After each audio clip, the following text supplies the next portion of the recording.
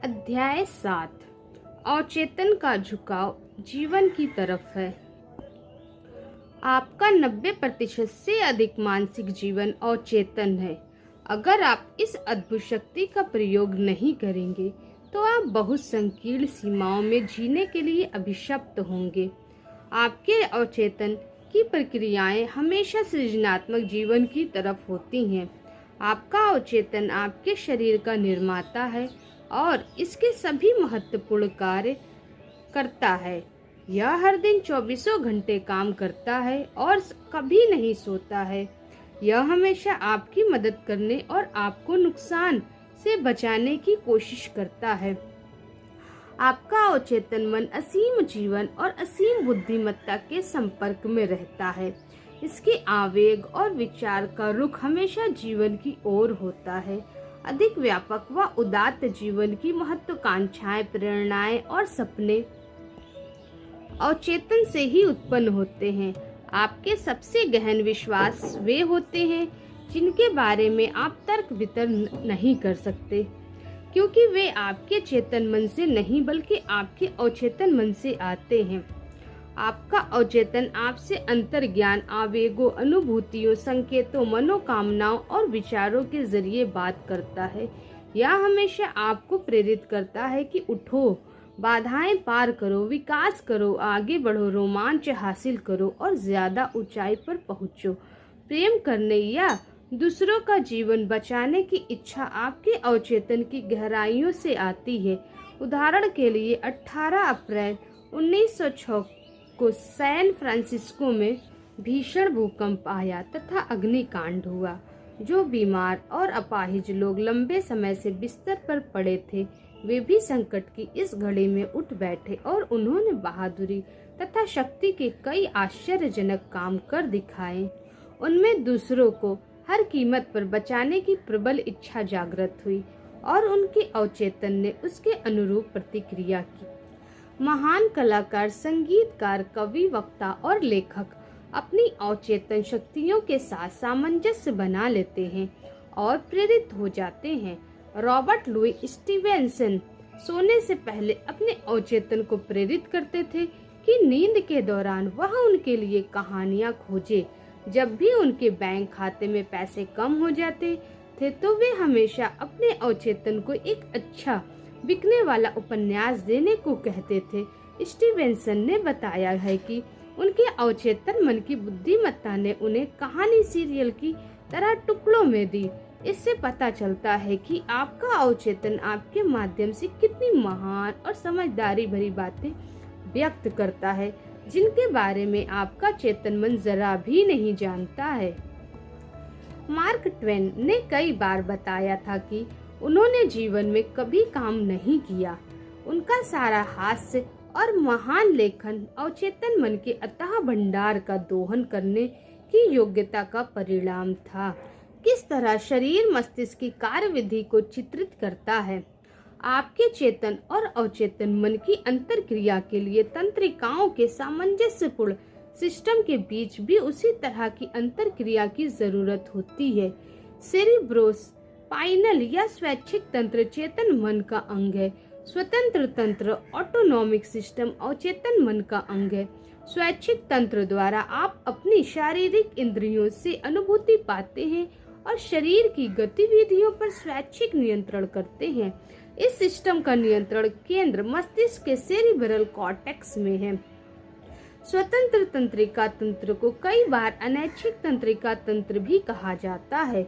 इसकी गतिविधि के केंद्र मस्तिष्क के दूसरे हिस्सों में होते हैं, जिनमें सेरिबेलम, ब्रेन स्टेम और एमिगडेला शामिल है। इन अंगों के शरीर के महत्वपूर्ण तंत्रों के साथ आपने संबंध होते हैं और वे उनके महत्वपूर्ण कार्यों में मदद करते हैं, चाहे सचेतन जागरूकता न हो।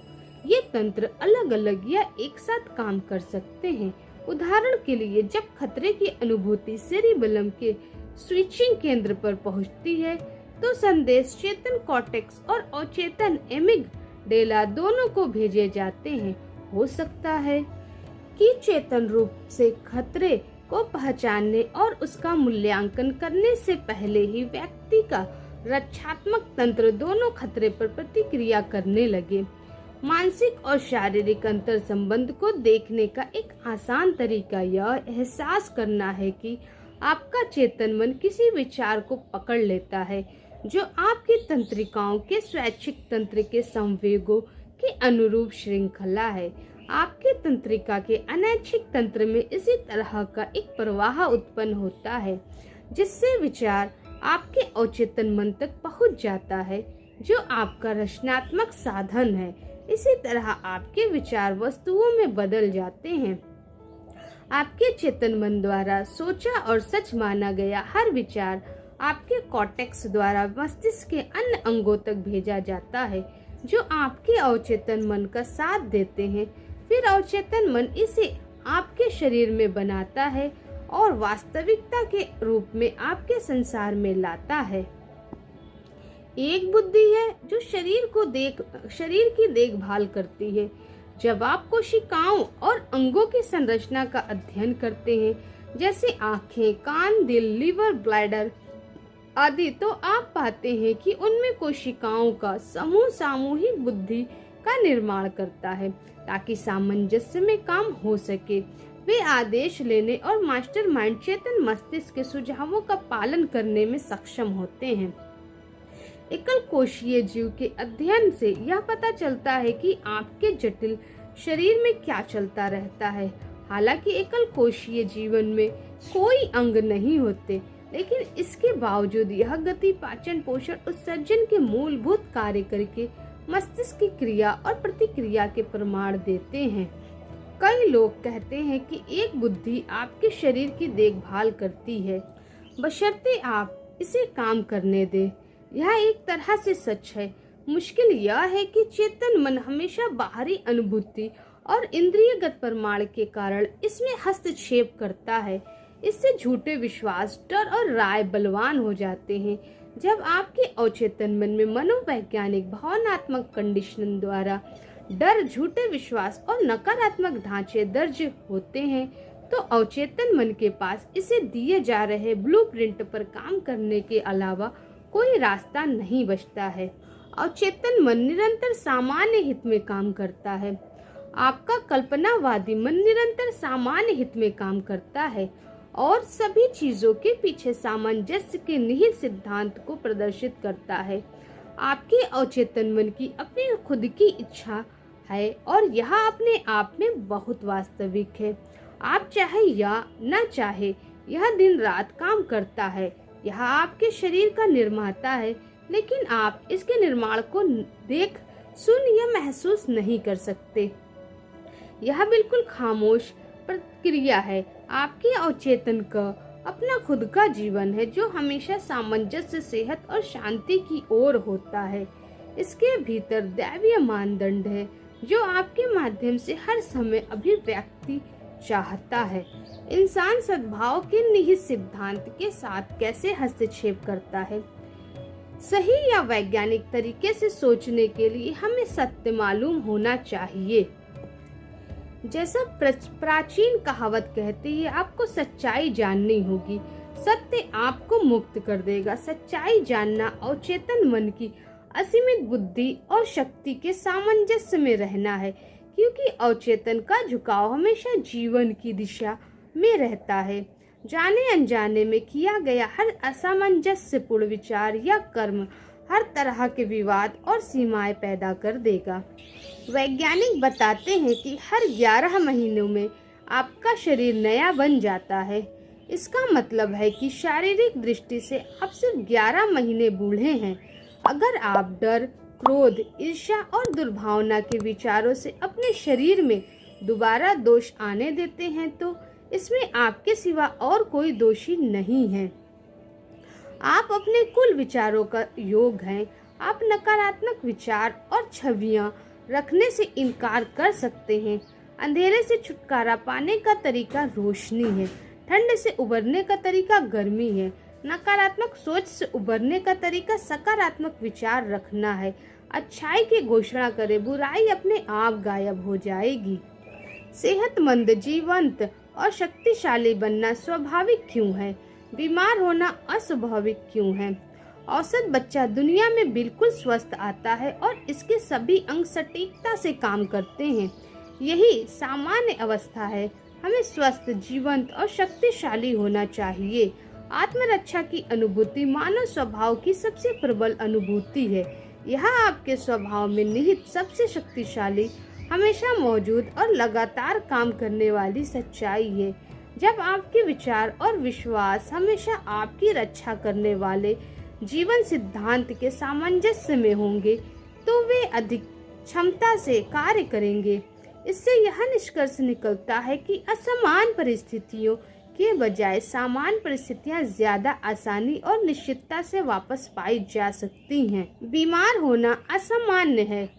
बीमारी का यह अर्थ है कि आप जीवन की धारा के विपरीत जा रहे हैं और नकारात्मक सोच रहे हैं। जीवन का नियम विकास का नियम है। पूरी प्रकृति खामोशी से लगातार धीरे धीरे विकास करके इस नियम के प्रमाण देती है।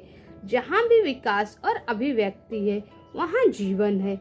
जहाँ जीवन है वहाँ सामंजस्य है और जहाँ सामंजस्य है वहाँ आदर्श स्वास्थ्य है। अगर आपकी सोच आपके अवचेतन मन के रचनात्मक सिद्धांत के सामंजस्य में है तो आप सामंजस्य के निहित सिद्धांत का लाभ उठा रहे हैं। अगर आपके विचार सामंजस्य के सिद्धांत के अनुरूप नहीं हैं, तो ये आपसे चिपक जाएंगे, आपको सताएंगे, आपको चिंतित करेंगे और अंततः बीमारी उत्पन्न कर देंगे। अगर इसके बाद भी इन विचारों को नहीं छोड़ा गया तो शायद मृत्यु भी उत्पन्न कर देंगे।